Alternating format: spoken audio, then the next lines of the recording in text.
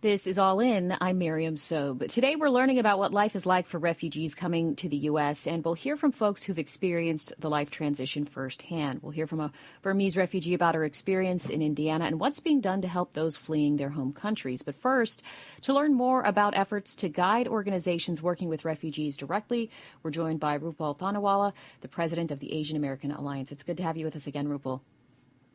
Thanks for having me. Rupal, there can often be confusion between immigrants and refugees. Can you help us to understand what the difference is? Absolutely. So there are, of course, multiple ways one can come to U.S. You can be a temporary immigrant. You could come on a green card, or you can come as a refugee. So like myself, who came here as with a work permit to come here and work. I had to acquire work permit visa, which is called H-1B visa. On that I came, and then I went through the process of getting my green card and then became a naturalized citizen. However, refugees are the individuals who have around the world, of course, many countries, whether there is a disaster or a political instability or many other challenges they have. And those citizens of those countries, they could be victim of human rights violation, war, hunger, genocide, rape, and many other violent acts that where UN directs other countries that these citizens could be, please intake them as refugees. And of course, U.S. has been very much in the forefront when it comes to humanitarian initiatives. So we quite often bring individuals as a refugee from different countries. And again, there's a very detailed process to even qualify as a refugee who can come to U.S. Right. I mean, it's actually pretty difficult, I think, for people to qualify as refugees. And maybe there's this assumption out there that anyone who says they're a refugee can just come to the United States. But there is a big, difficult process to be qualified. Can you tell us about that? Absolutely. So from the U.S. Homeland Security, they have given us a very clear guideline, even for the one conversation that we are having right now for Operation Allies Welcome. So first of all, there's a very robust screening and vetting process even prior to they come to U.S. So just to differentiate, a lot of things that we have seen in media clips as, individuals who are evacuated from Kabul airport, but they all were taken, of course, to different places, such as, Bahrain, Germany, Kuwait, Italy, a whole host of countries. They did, first of all, they were all sent there. And, they went through a screening and vetting process by Department of Defense and a group of agencies that were part of this whole operation. I can just say a few of them. One is FBI, National Counterterrorism Center, intelligence community, and they all work together to review each and every case for everyone was screened, okay? Mm-hmm. And based on that, some of them, or subset, has been only brought to U.S. so far, because others could have gone to different countries, because as much as, a lot of initiatives are led by U.S., but many other countries are part of this refugee intake process. Now, once they come here, they go through, again, medical background, medical checkups, their background checks, and again, all these agencies are still doing a thorough review, and that's one of the reasons we hear that a lot of refugees are right now in Camp Atterbury, but, we have been not allowing anyone, I'm sorry, not me, meaning Department of Homeland Security is not allowing anyone to meet the guest, because until and unless they go through this very rigorous screening process, they will be not released to come out of that military base. And once they come out also, some of them will be on parole. That means they will be given a temporary visa. Again, it's all case by case, and for humanitarian reasons, they will be allowed to stay here for 2 years. And after 2 years, based on their records, they may or may not be given the visa to stay here, versus some of them will be given a special immigrant visa. And we have to remember that as we were in Afghanistan on the ground, so many Afghan citizens have supported our operation. They have fought side by side with our soldiers, provided services, support to our soldiers. So they could be, or they could be working even for uh, our military as contractors. So there could be a subset of individuals who may be given such special immigrant visa, but then they could have been in the process much before what happened, what we saw in August. Well, the organization you're with, the Asian American Alliance, is working with these agencies helping refugees directly. What are you guiding these agencies to do? What is your role? So, Asian American Alliance is the only Asian American organization in Indiana, and our focus is really to support Asian Americans when they come to Indiana, whether temporarily in transit or permanent. So we understand the cultural competency piece of it, and I had conversations with many individuals who are running this operation that how different it is to what are the challenges when individuals come from the Eastern culture to US, and how to be mindful of the differences and how to be respectful and how to treat them with the respect and dignity that is. So, however, our teams, of course, on the ground are very much on top of it. But then we have been having very good conversations about cultural competency and building the cultural tolerance also. I mean, that's great to hear that there's some programming underway to help them with their transition here when refugees come here, and especially with cultural competency. Why do you think it's important to, I guess, for people who are listening, to have cultural competency in these types of areas?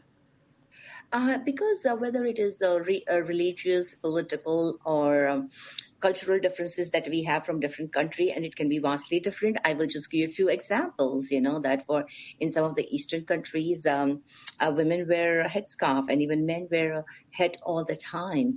And men and women, when you greet them and meet them, you don't hug them. You don't sometimes even don't do even handshakes. So it's okay. That's how they are.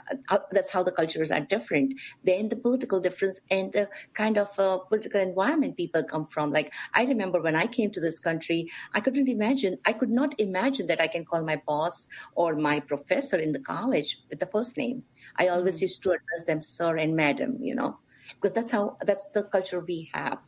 So that's one thing I could say. Secondly, many women, many religious organizations have a mandate to pray certain time of the day.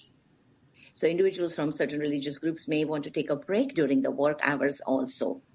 So those are the few things. Then one thing that always comes up to my mind is the food. Not every country citizens eat meat, and even if they eat meat, they may not eat the regular meat. So they may want to eat something like a kosher or halal. So they may respectfully say, hey, I can't eat this food, so they don't take offense to that. And sometimes they're fasting and they may not eat anything during entire day.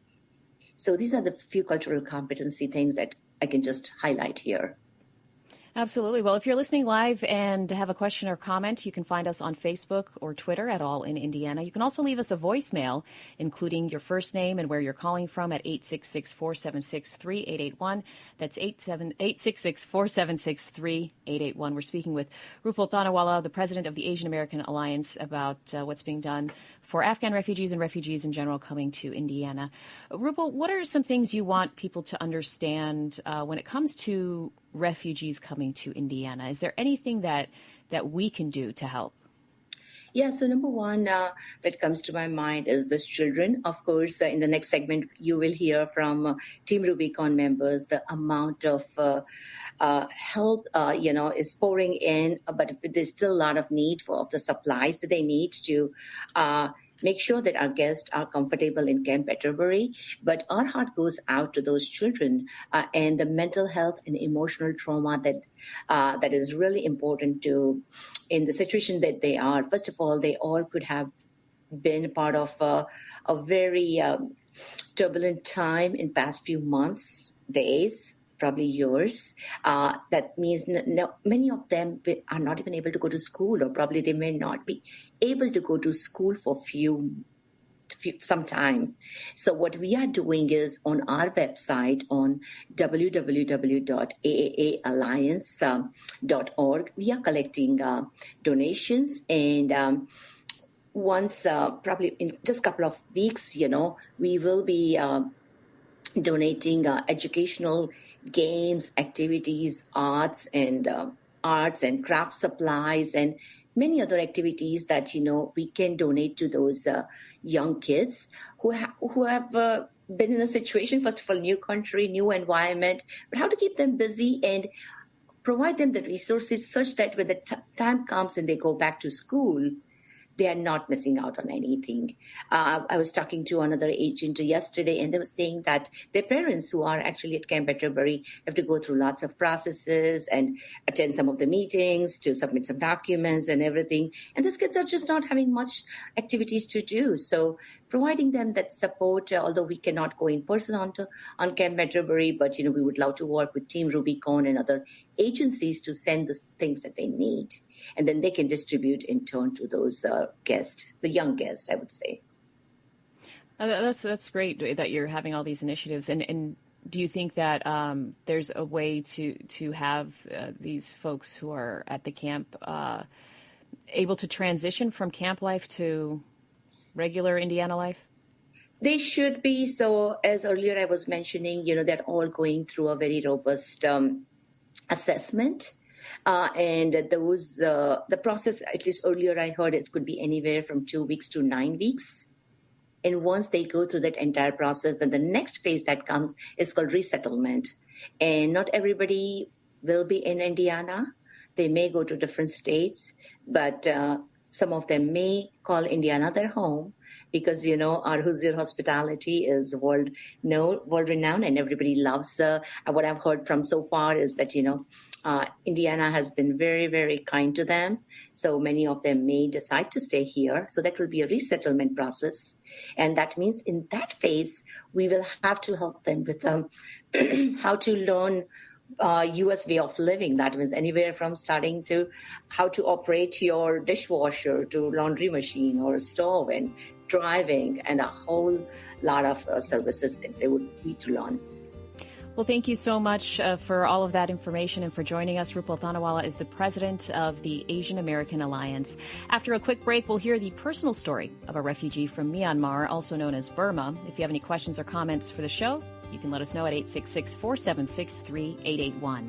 I'm Miriam Sobe. We'll be back in 90 seconds. This is All In.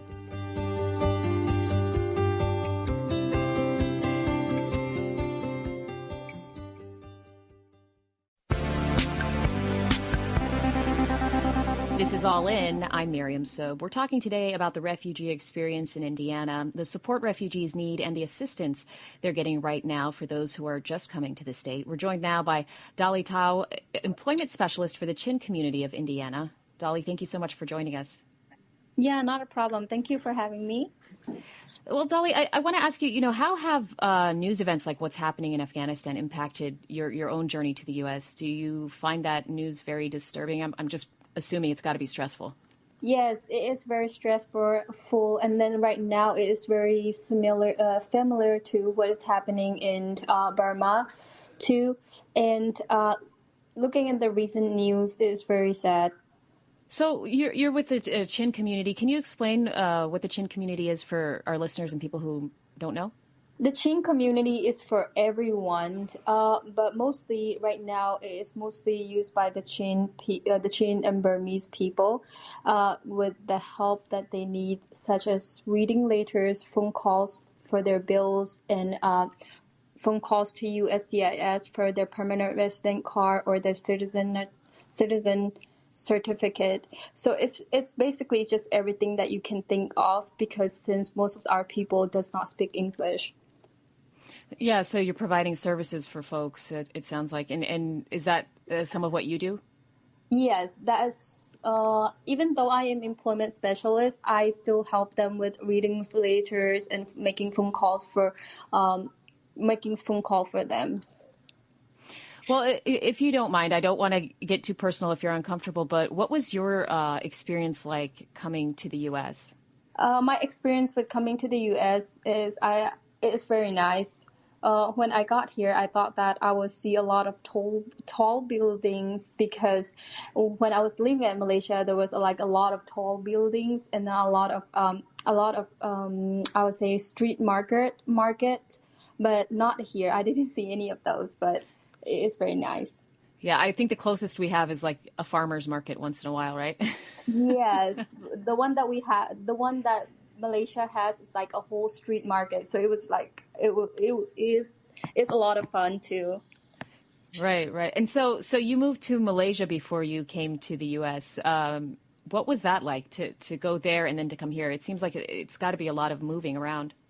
Yes, I get to experience a lot of things in Malaysia too. I get to learn a little bit about their culture, but I don't exactly know a lot of things. But they wear different clothes, and then they have different styles into everything. So I feel like coming here is a lot different because they I feel like American and Myanmar is a bit similar in when we wear clothing. Interesting. Well, I don't want to, again, I don't want to have you say anything you don't feel comfortable with. Do you know, like, would you be able to share with us why your family left Burma? My family left Burma because of the economy and then because of the political reason too. My dad left for Malaysia first to find a better opportunities for employment because there is no employment back home and they had to do a lot of work but they didn't get paid. So the most important reason was for education and for money wise too. Did your family have a choice of where they could go before coming to the U.S.? Or I guess because we were listening to Rupal earlier about how refugees get sort of put in certain places. Is that what happened to you? Yes, they put me. First, we arrived at Georgia, Atlanta, and after staying there for two days, my uncles from Indiana. My uncles was from Indiana. He came to get us after 2 days because he already have a lot of friends that he knows that can take care of us. But Georgia, Atlanta, we don't know anyone that can take care of us. So that's why the reason why we moved to a different state. Yeah, that's got to be a lot of transitions for you, going from Burma to Malaysia to Georgia to Indiana. So you saw a lot, and you were young, and so I wonder, what was that like as a kid coming here and experiencing all that? Were you nervous at all? I would say more than nervous. I was more excited because I get to see a lot of things and I get to experience a new thing and I would get to have education. But I feel like as for if I were my parents, I don't think I would be able to do that. But I felt like I was really happy moving here. Yeah, I mean, I think it's always a harder transition for older people because they're used to their life and their patterns and habits and friends and stuff. And when you're younger, it's easier to adapt quickly to new changes. Yeah, that's true because I don't really get attached with anyone back in Malaysia or back in Burma, but I still do have family. But of course, it's a lot easier for me more than my parents. Well, you have family still in Burma. Have you been able to go back and see them, or is it too dangerous? I was about to go back in 2020 before COVID hit, and then I was thinking that maybe I can go back after COVID is over. But due to military coup, I don't think I'll be able to go back until everything is back to normal because it's too dangerous right now. Right. Well, we wish you the best, and hopefully, things get better over there. How has the recent news about the refugees coming from Afghanistan made you feel, being a refugee yourself? I am very happy for them. If they can get more people, I think it would be very nice because they will have education just like me, and then they will be able to stay with their family. Especially when I see a lot of videos about their children's being handed to a stranger for bad. That is very. As myself, I imagine myself being like that. I don't think I can do that. But if they are coming together as a family, I think it would be really nice for them. Yeah, I mean, it's definitely got to be scary to be separated and having to try to make a new life. What is it like for you now that you've been here for a while? I don't know exactly how long, but you've been here for a while. You've grown up here. Learning the culture and being part of the culture, was it a difficult transition for you? Learning the culture was a bit difficult when I first got here, especially with the eye contact, because I know that American culture is a bit different than our culture. Our culture, we like to be polite to our older people, because they are the one that taught us how to be respect to your older people. So they always told us that if you look someone in the eyes and if they talk to you, that's disrespectful. But here in America, that's not the case. If you don't look at them in the eyes, it's disrespectful. So yeah, it's I think I had a hard time until I finished school. So it took me 7 years to figure that out. Well, that is a big difference, and I think it's interesting because I think a lot of cultures outside of the United States, like even my own background, the Arab culture, there's a lot of sort of respect to older people and the way you address them and you talk to them. Even Rupal was talking earlier about like sir and madam, and then it seems like it's very casual here. Yes, I used to have a hard time calling people by their names because it's very, very disrespectful to call by their names. Back in Burma, even if they're not our mom and dad, we call them mom and dad. Yeah. Or like auntie, uncle, stuff like that. That's what we use. So it's very different here. Well, were there any things about American culture that surprised you? I mean, aside from some of these, the respect and the etiquette, but I don't know, was there anything maybe that surprised you or that you really enjoyed? I don't know. Yeah, I really enjoyed everyone had that mindset of like treating someone, even if they're younger than you treat them the same age as you. I really like that because I don't think we were taught that way. So that really helped me, and I really love that part of American culture. And what has it meant to have, these large Burmese communities, I believe in Indianapolis and Fort Wayne? What has that been? How has that played a pivotal role, I guess, in your experience here? Having a large of community here, I think it helped us strengthen the community as a whole. And it helped us with helping back Burma with what is happening right now. And when having a community with a large group, it's always better to be than alone, because it help us with a lot of things. Let's say financial, and with support, and just basically everything. Well, since you've experienced what it's like to come to the United States, a new place, a new culture, what would you say to listeners who are thinking they want to help and they don't know what to do? What is something that you wished people had known about when you came here? So when I came here, I had a caseworker that helped us through everything, and then he was very nice. And I don't remember the name anymore. And then also when I came here, when we came here from Malaysia to Georgia, there was a lady that helped us with that helped us. She was very nice. She says to us this. She gave us $100, and then we told her that we are a refugee from Burma, and she gave us $100 and told us that if you need anything, give me a call. And she gave us her number and everything. I can't forget about that person. And also our case manager, because he was very nice. He helped us settle everything. And before we moved, he even helped us. He even asked if he can help with the moving process. But he did. And then he refunded us the money, all of the money that we received. And a lot of people I don't think a lot of people are receiving the same treatment as we do. But if you are one of those who are looking to help out, I think financial support is very needed for them right now. Well, thank you so much. I really appreciate you sharing your story with us today. Dolly Ta is the employment specialist for the Chin community of Indiana. With us now to learn more about the work the Chin community of Indiana does for Burmese, we have Peter Tongmung, president of the Chin community of Indiana. Welcome to the program, Peter. Hello. Thank you for having us. Thank you, NPR and Rupal with the Asian American Alliance. We appreciate the opportunity to be on the air with you. Peter, what work does your organization do for the community? Okay. So the Chin community of Indiana was initiated, started about 20 years ago, but from the small group that settled in Indianapolis.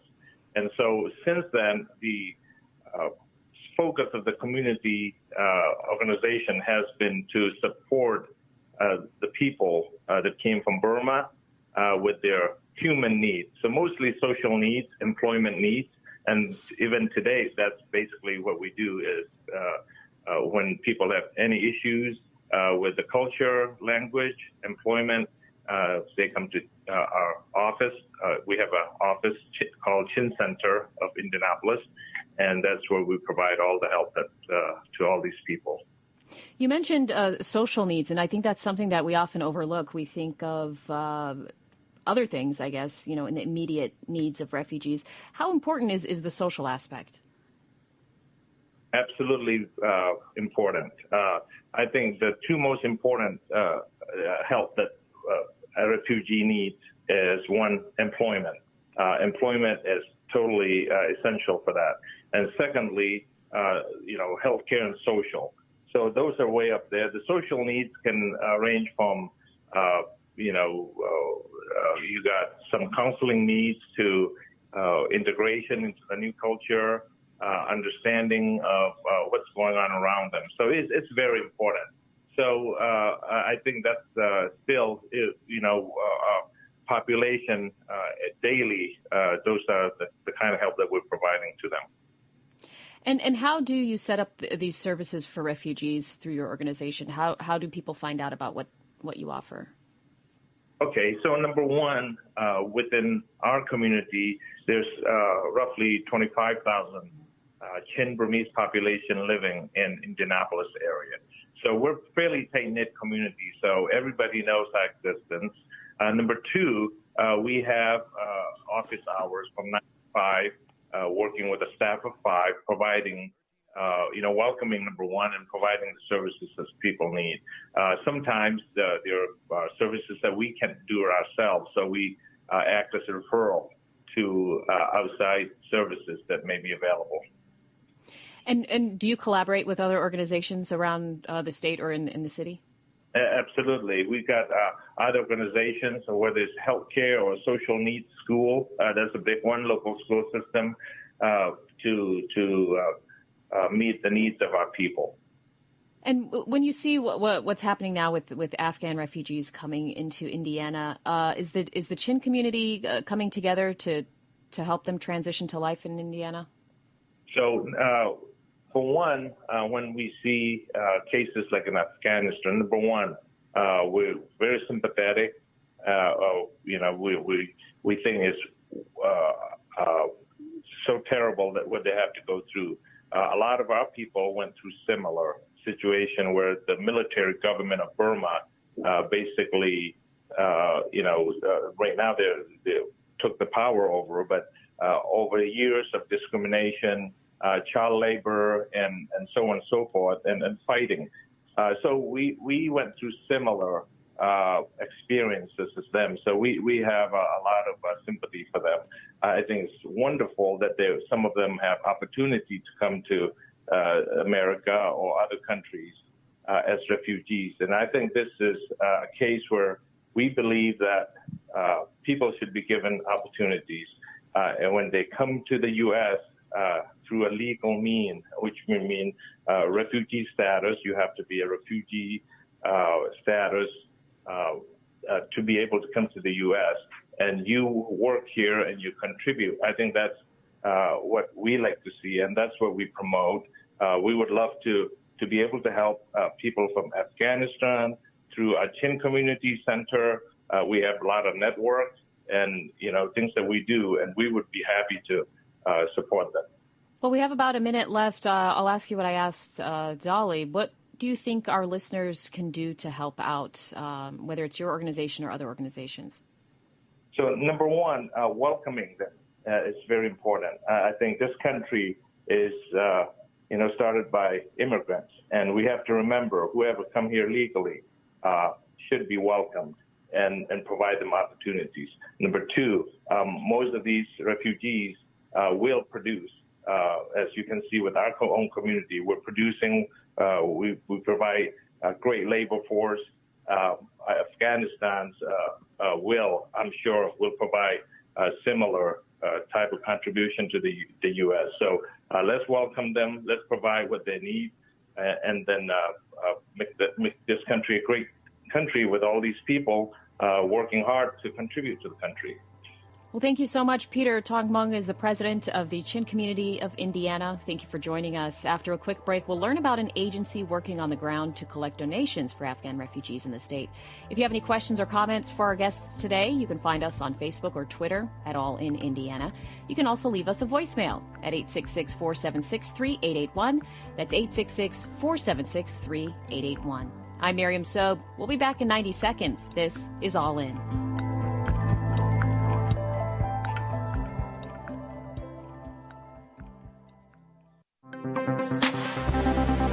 This is All In. I'm Miriam Sobe. We've been discussing refugees in Indiana and the services they need when they get to the U.S. Now we'll hear from an organization that's collecting donations for Afghan refugees in the state.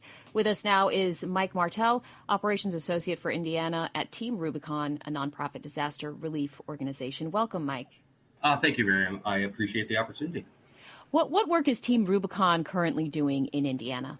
Right now, we're assisting Camp Atterbury with the donation management, helping with the intake, separation, sorting, and repackaging, so the donations can be delivered to the Afghans as quickly as we can get them out. And so folks donate to your organization, and then you go through it, and I'm guessing sift through what's usable and what's not? Yes. Right now, so the way we've set it up here, we've been trying to focus on only new items. We know there is a lot of gently used items that could become of use. But right now, we're focusing on the new items and being able to get those in directly. So we don't have the means, I would say, to process all of that and the cross-contamination of used items. So we're taking the new items in. We have collection points set up for organizations, and we're collecting that. Yep. And as I was saying, resorting it and getting it out. Yeah, I almost forgot. I apologize for a second there that we're in the midst of a pandemic. So that's going to complicate things. Yes. Not only on the that side of things, but on the volunteer side of things, our own COVID policies, the mask wear, and all the things required in order to keep everyone safe, not only for ourselves, but we don't want to, be the ones bringing anything onto base to. Right. Well, what is it? Is your group the only organization right now that is providing the donations that they collect to the Camp Atterbury? I would say yes, for the most part.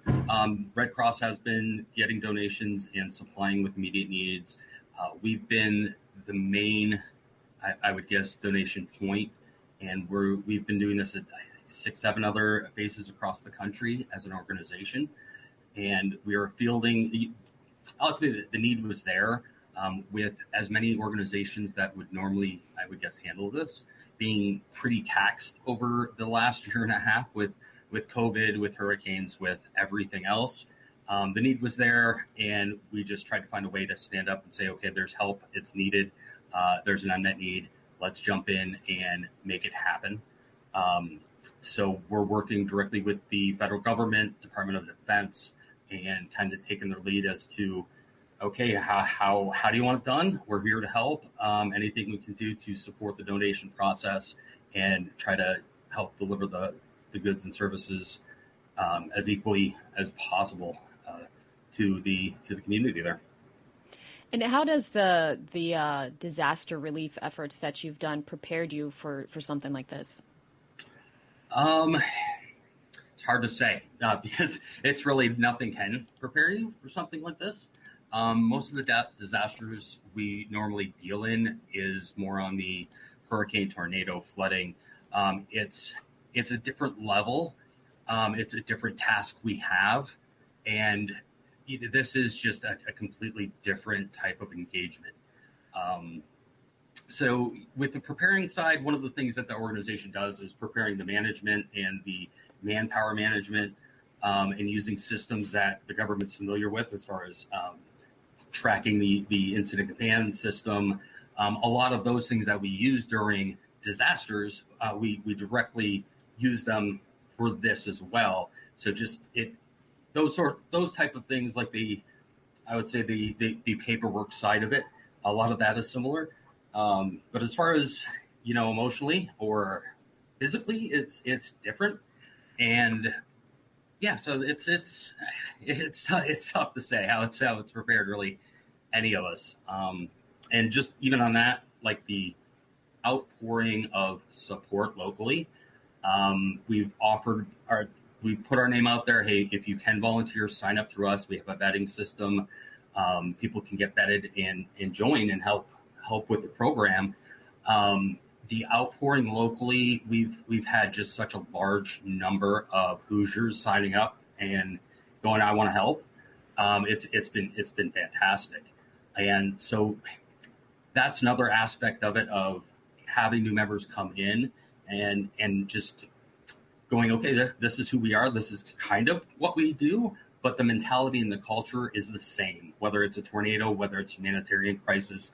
It's building that culture out and just helping people because they need help. And I think for a lot of people coming into that, it's a refreshing, I know it was for me, a different experience.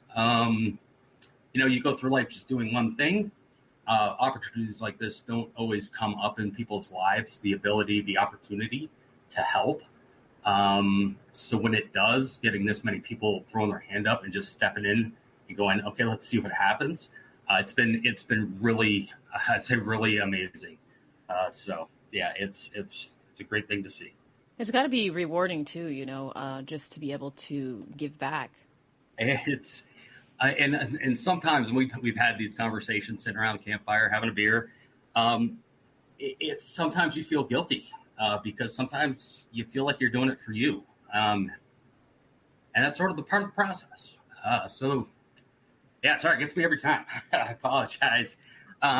It is a whole nother level of I don't know, humanizing the world again, I guess.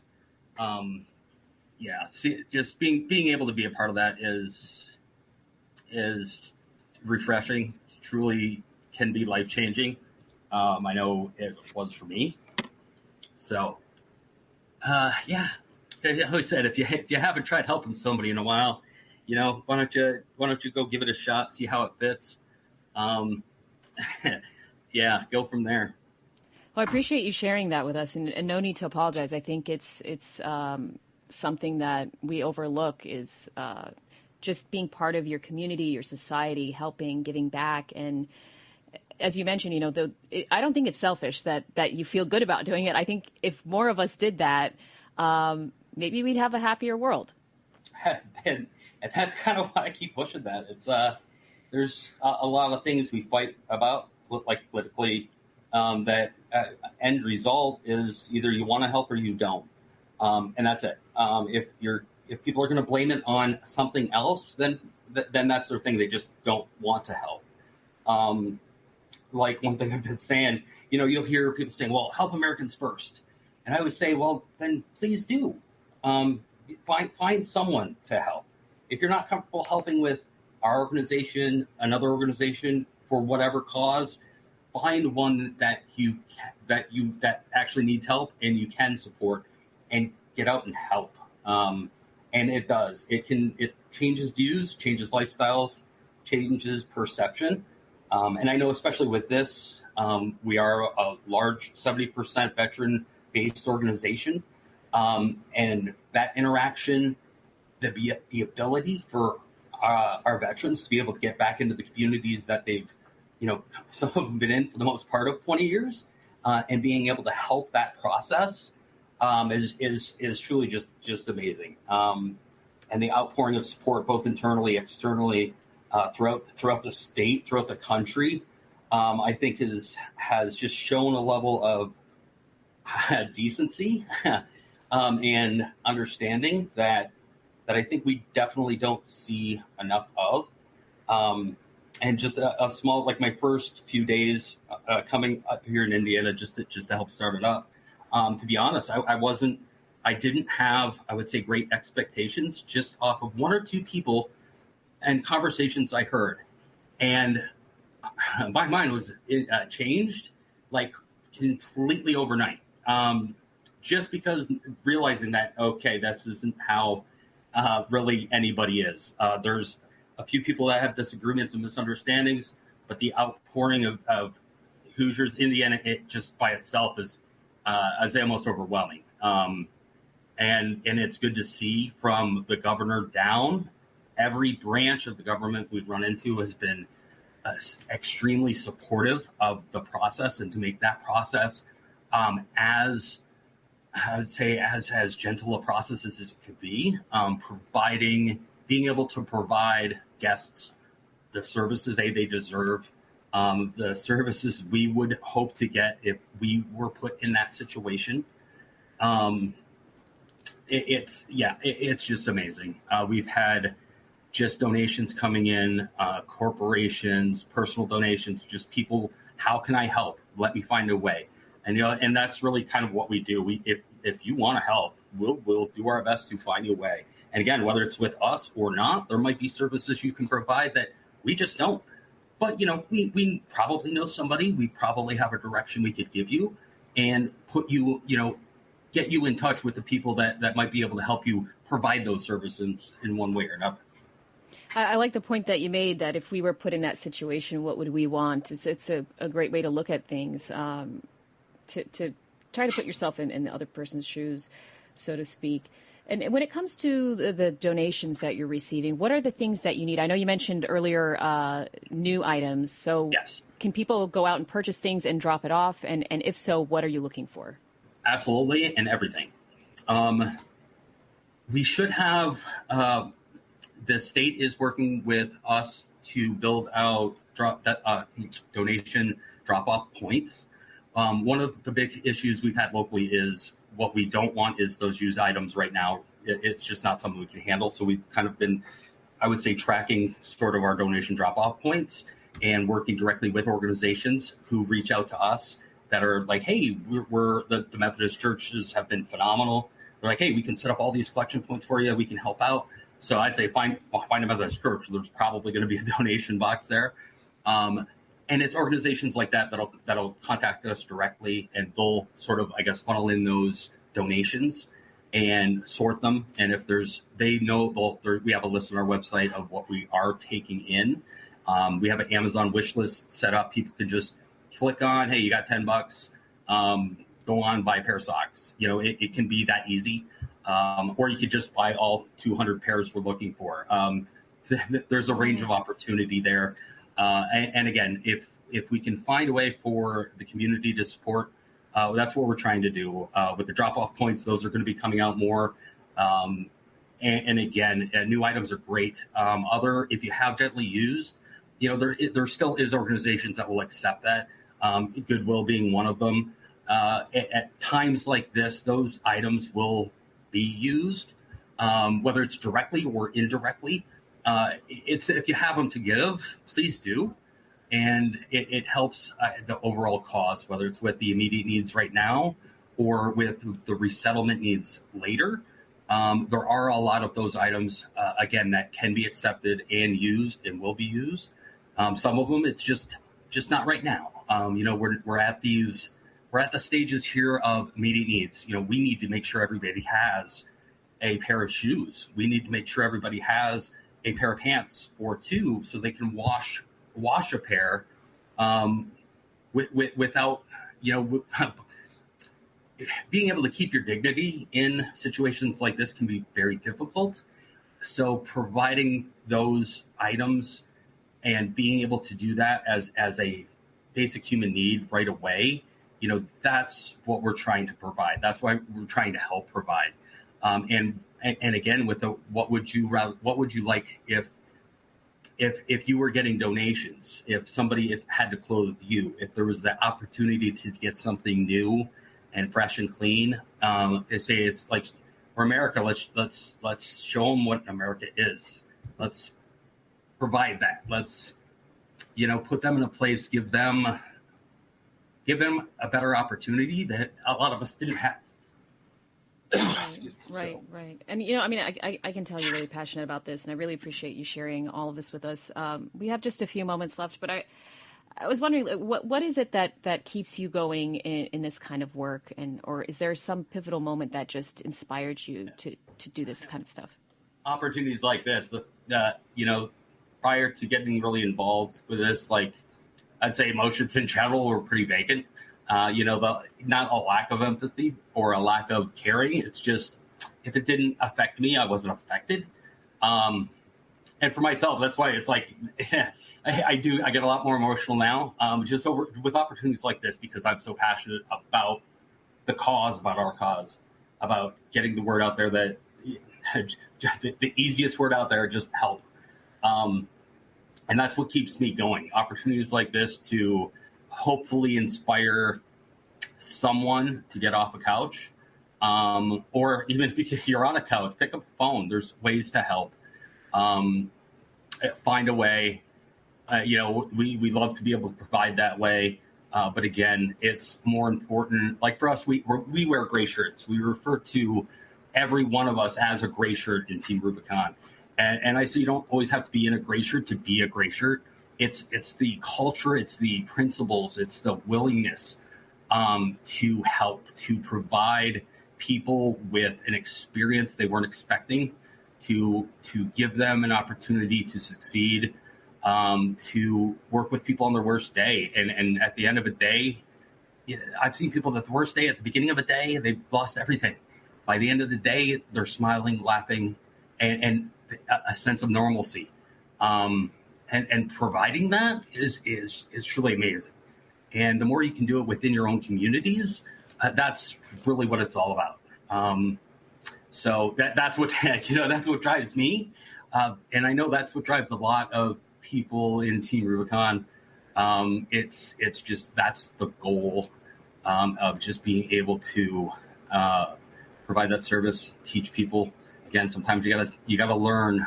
you gotta learn how to do it. Sometimes it doesn't always come as naturally as you'd hope. But working with groups like the Asian American Alliance, and they stepped in early, offered assistance, kind of led us in good directions. Getting a lot of those things were definitely appreciated. For us, we don't do donation management on this scale. It was the help is needed. We're going to help. Let's figure it out. And with organizations like that, just reaching out, going, hey, we can help guide you. Here's some lessons learned.